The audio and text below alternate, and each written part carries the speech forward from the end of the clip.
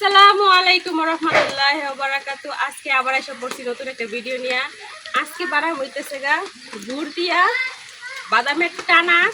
তো আমরা নেত্রকোনার বিখ্যাত একটা খাবার আর কি, এটা বাদাম টানা। তো আমরা নেত্রকোনার ভাষায় আর কি, গ্রামীণ ভাষায় টানাই বলি। অনেকজনে বলে বাদামি, অনেকজনে বলে আর কি যে বাদাম টানা।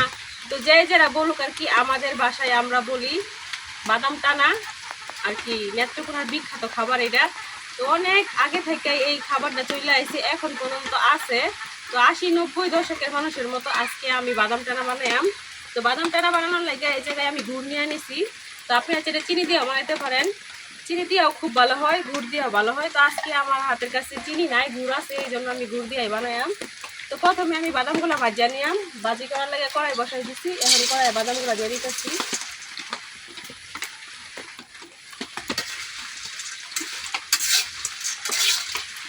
হালকা আগুনে অল্প অল্প করে অল্প আছে আর কি ভাজা নিতে হইবে বাদামগুলা। বৃষ্টির দিন আসলেই কিন্তু এটা ওটা খাইতে মন চায়। তো আজকে 2-3 দিন থেকে অনেক জোরে বৃষ্টি হইতেছে, অনেক বৃষ্টি হইতেছে। তো সকাল থেকে টিপ টিপ বৃষ্টি। তো টিপ টিপ বৃষ্টি যেহেতু করতেছে, ঘরে বাদাম আছে, এই জন্য ভাবলাম যে বাদাম টানা বানায় খাই। এই জন্যই আর কি বাদাম টানা বানানো। তো যে জিনিসটা আমরা পারি সবসময় আমি চেষ্টা করি ঘরের তৈরি, নিজের হাতে তৈরি করে খাইতে। আর যেটা না পারি ওরা তো বাধ্যতামূলক বাজার থেকে কিনে এনে খাইতে হয়।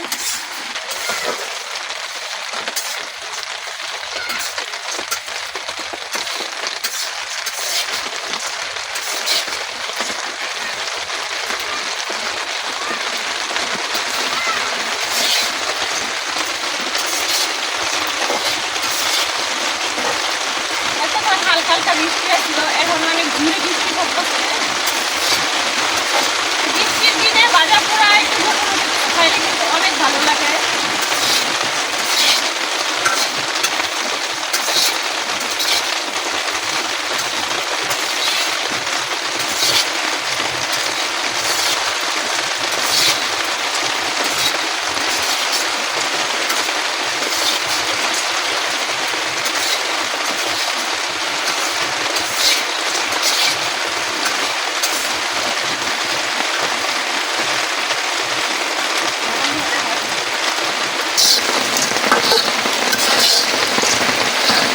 অল্প আছে, খুব কম আগুন দিয়ে কিন্তু আমি বাদামগুলো বাজিয়ে নিতেছি আস্তে আস্তে।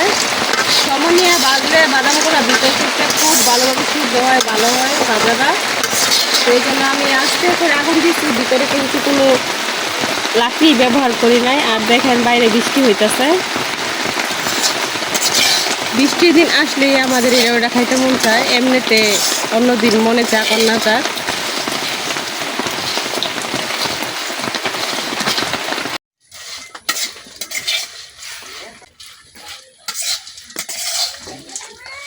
অল্প আগুনে আস্তে আস্তে আমি বাদামগুলো ভাজা নিচ্ছি। এখন বাদামগুলো পাটের দল ভাজা হয়ে গেছে, আমি নামাই নেন।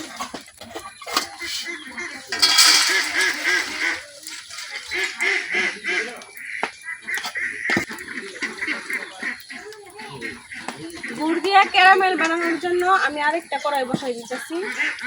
তো কড়াইটা গরম হতে হইতে আমি বাদামগুলো একটু ঠান্ডা করে সিলাই নেন।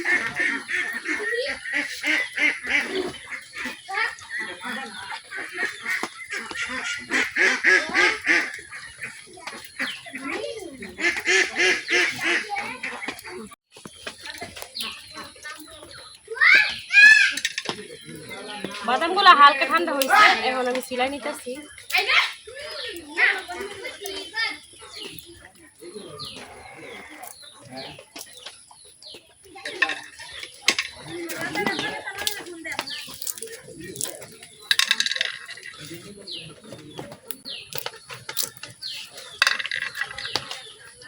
আমি বাদাম সিলাই আর আব্দুল্লাহ খায়। আব্দুল্লাহ বাদাম একটু গরম আছে হালকা। তো দেখেন বাদামগুলা কিন্তু ভিতর থেকে একবারে খুব ভালোভাবে ভাজা হয়েছে। কালারটা দেখেন কত সুন্দর হয়েছে একবারে। এই যে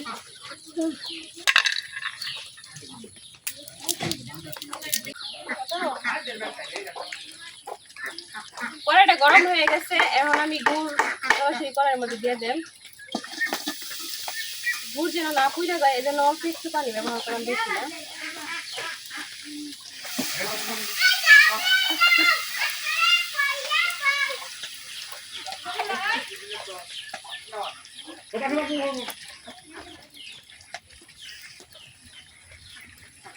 তো এই দিক দিয়ে ক্যারামেল হতে থাকবো, ওই দিক দিয়ে বাদাম সিলাই নেম। ক্যামেরাম্যান এদিকে আসো, বাদাম সিলাই দাও। আর বাদাম সিলাই দেব। আব্দুল্লাহ আমি ক্যামেরাম্যান হয়ে গেছি আজকে।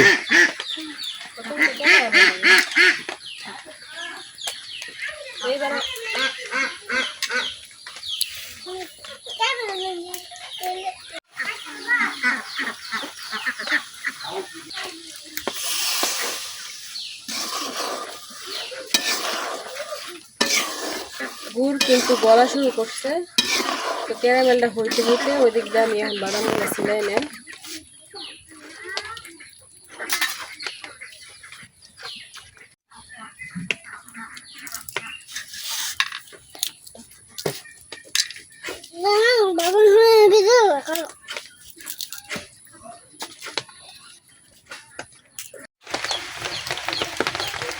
ঘরের মধ্যে খুব ভালোভাবে একেবারে বলক আসা পড়ছে। গুড়টা এখনো কিন্তু পুরোপুরি পারফেক্ট ভাবে হয় নাই, আর একটু ঘন হইব আর কি। তারপরে কিন্তু বাদামগুলো দিয়ে দিতে হইব। দেখেন খেজুরের গুড় নিচ্ছি তো সুন্দর একটা গ্রান বেরিয়েছে, গ্রানই তো মনটা করতেছে খায় নেই। আর এদিক দিয়ে আমার অনেকগুলো বাদামও ছিলানো হয়ে গেছে।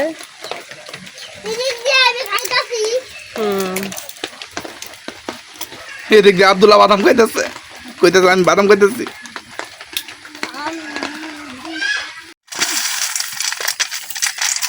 সবগুলা বাদাম সিলাই নিছি। এখন উপরে যে খোসাটা আছে এইটা আমি এই যে হাত দিয়ে এইভাবে ঘষা ঘষা ছাড়াই নিতেছি। মানে সব ছাড়াইতাম না, যেতটুকু ছাড়াইতে পারি আর কি। আর চেষ্টা করতেছি আস্ত বাদামগুলো একটু একটু ভাঙ্গা নিতে।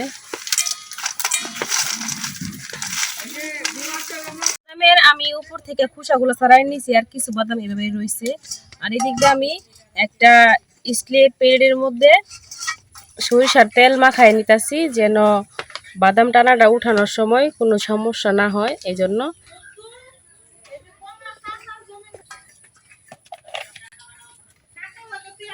আস্তে আস্তে কত কইন।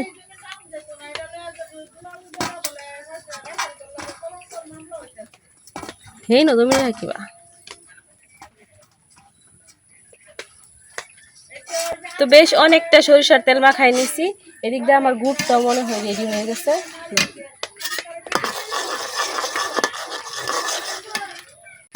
গুড়টা কিন্তু অনেকটাই ঘন হয়ে গেছে। এখন আমি অল্প একটু পানির মধ্যে নিয়ে টেস্ট করে নেম যেন ঠিক হয়েছে কিনা। এই দেখেন, যদি পানির মধ্যে শক্ত থাকে তাইলে কিন্তু এই গুড়টা একেবারে রেডি হয়েছে, আর যদি একবার পানির সাথে মিশা যায় তাইলে কিন্তু গুড়টা এখনো রেডি হয় নাই। তো চলেন হাত দিয়ে দেখি। তো এই যে দেখেন শক্ত হয়ে গেছে, এই যে গইলা যাইতেছে না, তার মানে গুড়টা একবারে পারফেক্ট ভাবে রেডি হয়ে গেছে। দেন আমি শিরাটা চুলা থেকে নামাই নেম। নামাইয়া এই যে প্লেটের মধ্যে তেল মাখায় রাখছিলাম ওই প্লেটের মধ্যে ঢাইলা নেম।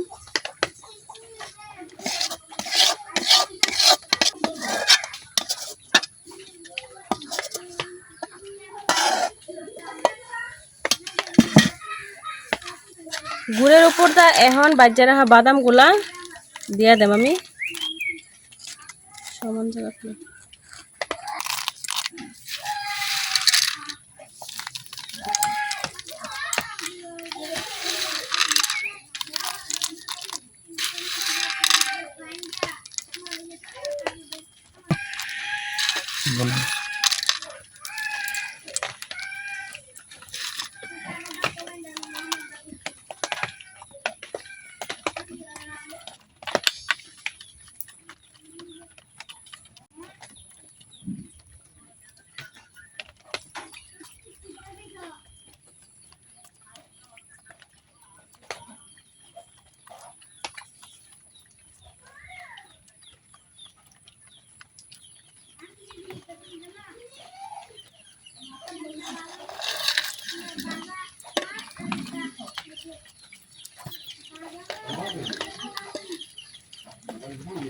তো বাদামগুলো আমি এই খুন্তির সাহায্যে আর কি অল্প অল্প করে চাইপা গুড়ের সাথে আর কি দিয়ে নিতেছি। তো এইভাবে আমি মিশাই নিছি। এখন এইভাবে যতক্ষণ না ঠান্ডা হয় ততক্ষণ রাইখা দেম। দেখেন খুন্তির মধ্যে বাদাম ভরে গেছে, এগুলো আর ছুটতো না। অনেকক্ষণ রাইখা দেওয়ার পরে বাদাম টানাটা ঠান্ডা হয়েছে। তো ঠান্ডা হওয়ার পরে আব্দুল্লাহ আর আব্দুল্লাহর বাবা এই যে এক সাইডে অর্ধেক কুড়ায় খাইয়া নিছে। তো এখন আমি এই ছুরির সাহায্যে সমান সমান করে চাকচাক করে কাটিয়ে নেম।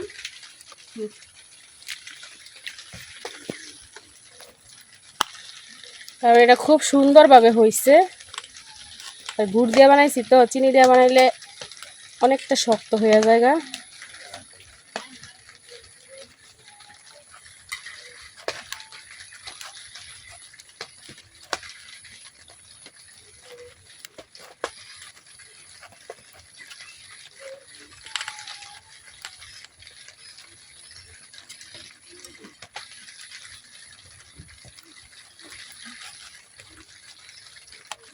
গুড় দেওয়ার কারণে দেখেন একবার ফাইটা ফাইটা গেছে, বাগ বাগ হয়ে গেছে।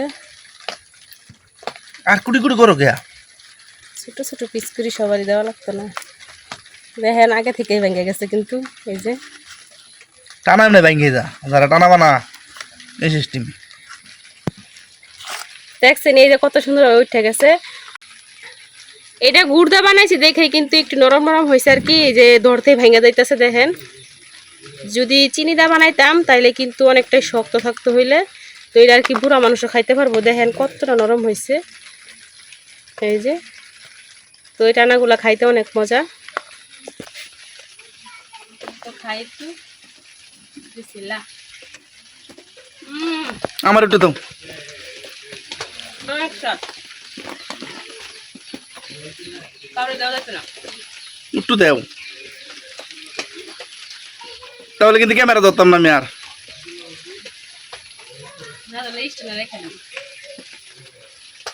দেখেন ক্যামেরাম্যান রে টানা দেয় না, একলা একলা খাই নিতেছে গা।